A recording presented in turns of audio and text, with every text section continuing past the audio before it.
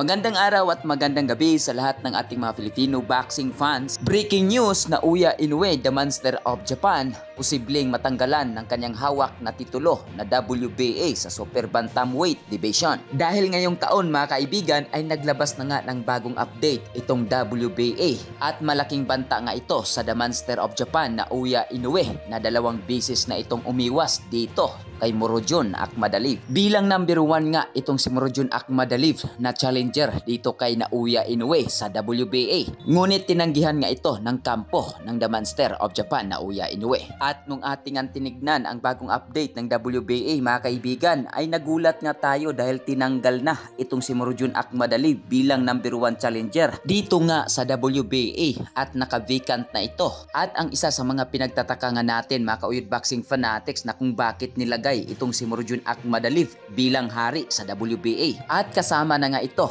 kay Uya Inoue. At dahil nga sa balitang ito mga kauyod boxing fanatics ay nag-research nga tayo at dito napag-alaman natin post nga ito sa DAZN. Dito nga ay napag-alaman natin na isa sa mga gumawa ng action dito ay itong promoter ni Murodjon Akhmadaliev, walang iba kung hindi itong si Eddie Hearn. So dahil nga dito mga kauyod boxing fanatics ay naging successful nga ang action ng promoter nitong si Murodjon Akhmadaliev. Dahil base nga sa artikulo na ating nabasa post nga ito sa DAZN ay nag-agree nga itong WBA dito nga sa ginawang aksyon ni Eddie Hearn at maghihintay na lang ito pagkatapos ng laban ni Uya Inoue kontra nga dito kay Sam Goodman. At kahit pa na manalo itong the Monster of Japan na Uya Inoue ay tuluyan pa rin tatanggalin sa kanya ang isa sa mga titulo na hawak niya na WBA. So ano sa tingin nyo mga kauyod boxing fanatics, nararapat nga ba nitong the Monster of Japan na Uya Inoue natanggalan ng titulo pagkatapos nga na umiwas nito kay Murodjon Akhmadaliev? Paki-comment sa baba. Samantala dahil nga sa balitang ito mga kauyod boxing fanatics ay marami na rin ang naniniwala na talagang takot itong the Monster of Japan na Uya Inoue. Number 1 dito sa ating pambato. Former 3 Division World Champion, former WBO Global Super Bantamweight Champion na nag-iisang angas ng Pilipinas, Jandrel Cuadro Alas Casimero. Dahil kung ating maalala mga kauyod boxing fanatics ay noong 2020 pa sana